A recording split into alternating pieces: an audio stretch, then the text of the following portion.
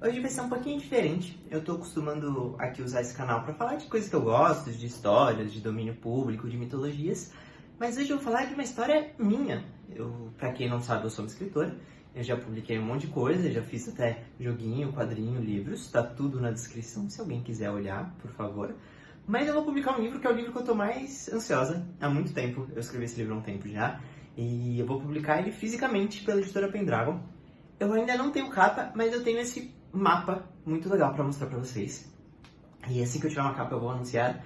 Mas hoje eu pensei em explicar um pouco a lore desse mundo. Não falar dos personagens e da história, mas falar o background, falar como esse mundo surgiu, qual que é a mitologia desse mundo. Se vocês gostarem, por favor, se inscrevam, que me ajuda muito a espalhar a minha palavra, que é o meu maior objetivo aqui. A primeira parte dessa mitologia chama Primavera do Universo, e é como o mundo de Esênia se formou. O mundo chama Esênia, e o que aconteceu é que antes não existia nada, até que chegou a Essência. Quem é a Essência é uma das 5 existências. Então nós temos 5 existências que são seres diferentes de deuses. Eles são personificações de atributos essenciais para existir, basicamente.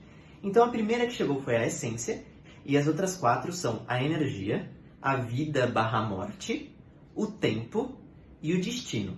Então essas 5 existências, que podem ser consideradas 5 irmãos, eles começam a criar o mundo. Então a energia quer criar estrelas e universos, mas ela só pode quando o tempo deixar ele fluir. A vida criou as primeiras almas que habitariam esse mundo, que logo se tornariam os deuses. O tempo ficou irritado com a criação da vida, porque essas almas eram imortais, e de acordo com ele tudo deveria ter começo, meio e fim.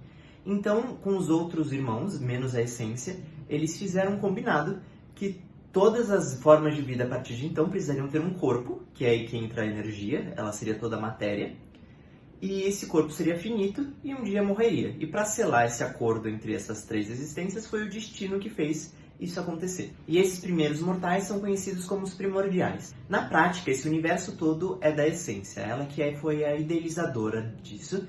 Então as outras existências, apesar de brigarem entre si, nunca discutiam com ela. E cada criação dos seus irmãos tinha um pouquinho do sopro da Essência. Então a Essência já estava satisfeita com seu mundo e decidiu ir embora, provavelmente criar outros universos com seus irmãos, e deixaram os seres que viviam, mortais e imortais, seguirem os seus caminhos. A única outra coisa dessa época que vale a pena falar é que os primordiais invejavam a imortalidade dos deuses, e por isso eles todos nomearam a existência conhecida como vida de morte, e ela é conhecida como morte por todos os mortais daqui pra frente. Então chega a segunda era desse mundo, conhecido como os conflitos de verão, e o que acontece é que os deuses e os primordiais não interagiam muito. Os deuses não se importavam com as vidinhas efêmeras dos primordiais, e eles tinham coisas mais importantes para resolver. O problema é que os primordiais começaram a desenvolver técnicas e habilidades que seriam conhecidos como a magia, que manipulava basicamente as 5 existências, manipulava a criação das 5 existências. Então, eles começaram a lançar bola de fogo, raios, invocar mortos-vivos, magias clássicas. O que começou a gerar o conflito foi que esses mortais começaram a ficar muito poderosos. E mesmo que os deuses fossem imortais, era impossível matar qualquer um deles, tinham outras formas de aprisionar, de enfrentar, e começou a rolar esse atrito entre eles. Alguns dos deuses mais rancorosos queriam só exterminar os primordiais, queriam fazer uma guerra mesmo e matar todos eles. Contudo, outros deuses que não se importavam ou até gostavam um pouco dos primordiais decidiram tentar uma tática um pouco mais passiva. E cada um desses deuses criou um animal para dar para os primordiais. Então cada um desses deuses ficou conhecido por ter dado um animal e esse animal virou seu símbolo. Porém, alguns desses deuses estavam querendo jogar dos dois lados, então nem todos os animais foram pensados pelo bem dos primordiais. Alguns pernilongos, por exemplo, são considerados mais uma praga, vários predadores que podiam atacar os primordiais e matar eles. Existiu toda essa política, porque teve outro grupo que decidiu não dar nenhum animal para eles e preferia que todos eles morressem mesmo. Aqui existe um outro tipo de criatura que não é muito relevante para a história, mas eu chego a falar que faz parte do world building, né? Que são as bestas celestiais. Basicamente são lugares cujas essências são tão poderosas, tão específicas, a essência que a essência mesmo colocou, que formaram criaturas. Então tem tipo um pássaro de fogo, um gigante nas montanhas. São seres místicos Eles não são imortais como os deuses, mas eles não têm tempo determinado de vida. Eles podem ser mortos tanto por deuses quanto por primordiais, e eles inclusive podem dar bênçãos e se conectar com os mortais, por exemplo, e dar novos tipos de magias para eles. Se destruírem o habitat dessa besta celestial, da onde ela veio, ela também pode acabar morrendo. Durante todo esse tempo, que foram centenas de anos, tiveram dois deuses, dois dos três deuses mais fortes, que são Churangoth e Itamalgama.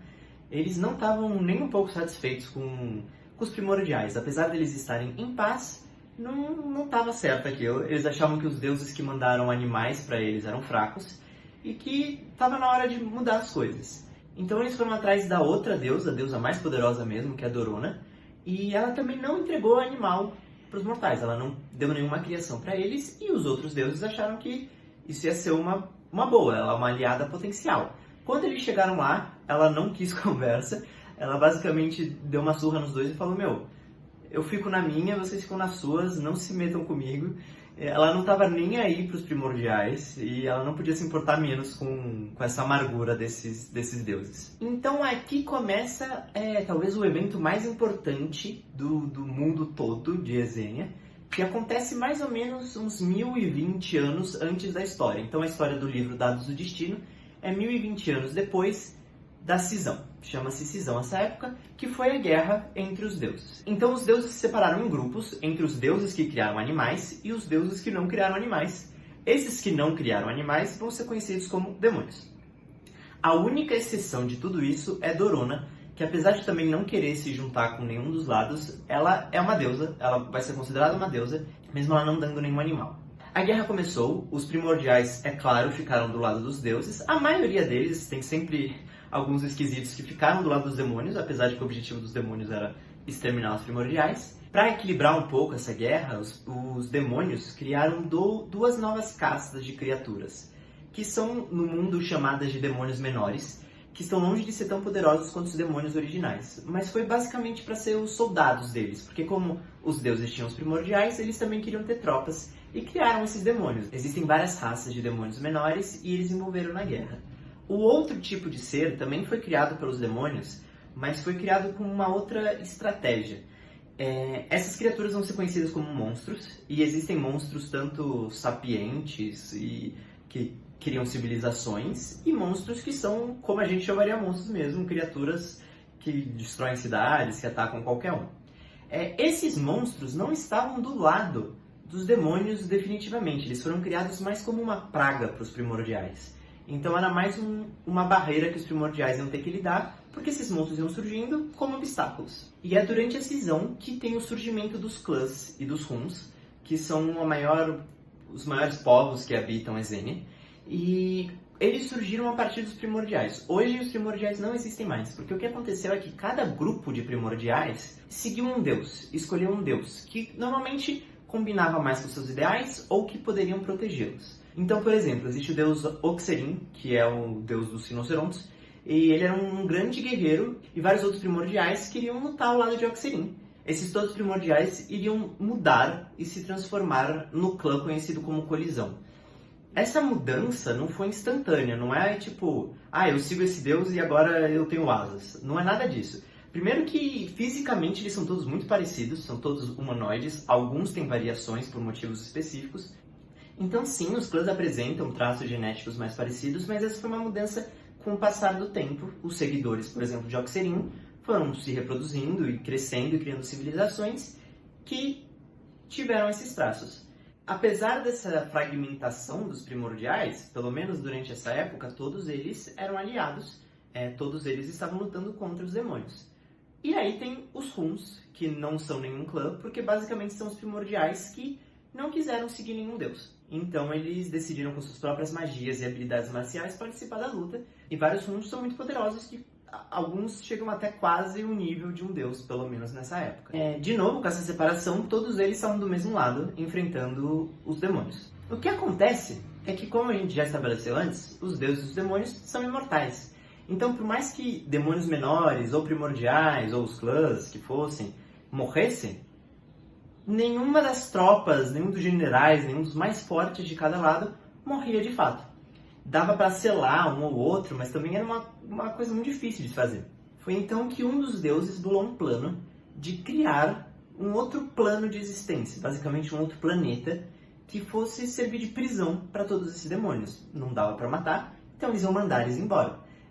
Foi a maior magia já conjurada, porque foi uma magia no mundo inteiro que precisava prender todos os demônios ao mesmo tempo. E vários, como eu disse ainda que tinha alguns deuses que estavam jogando dos dois lados, esse foi um momento decisivo de quem ia ser considerado definitivamente um demônio ou um deus. Todos que foram presos no Mokokef, que é esse mundo criado, são demônios, e os que ficaram são deuses.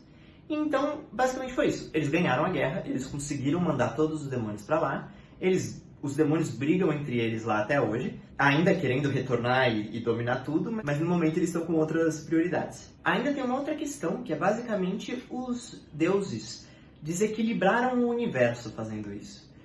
Ao banir mais ou menos metade das divindades que existiam no mundo para outro mundo, Esênia toda estava sofrendo um desequilíbrio. E os próprios deuses decidiram criar um novo mundo ainda, onde eles viveriam. Esse mundo chama Menagerie e é para onde os deuses vão. Alguns deuses tentaram tapear esse sistema e continuar no mundo mortal, mas isso são detalhes que talvez fiquem para uma próxima vez. Aí chegamos na parte conhecida como as civilizações do outono, que o mundo agora é governado por mortais. Eles ainda conseguem se comunicar com os deuses e com os demônios. Existem pessoas que fazem alianças de ambos os lados. E teve esse crescimento dos clãs e dos Huns. O problema é que agora que eles não tinham mais um inimigo em comum, alguns deles começaram a brigar entre si. Então tem muitos Huns que são inimigos de todos os clãs, tem clãs que brigam entre si. Basicamente eles foram se estabelecendo, criando civilizações e criando novos conflitos e alianças. Tem muitos deles também que são aliados. Então é basicamente esse o grande escopo do mundo de Esênia. Tem muitos outros detalhes, tem muitos personagens, tem muitas coisas. E quem sabe, se vocês gostarem, eu espero que vocês gostem, eu estou muito animada para esse livro. Eu posso publicar mais vídeos falando disso, falando desse mundo, de detalhes, de personagens. Eu tenho um arquivo enorme só de lore desse mundo, então ainda tenho muita coisa para falar. Mas é isso então, tchau, tchau!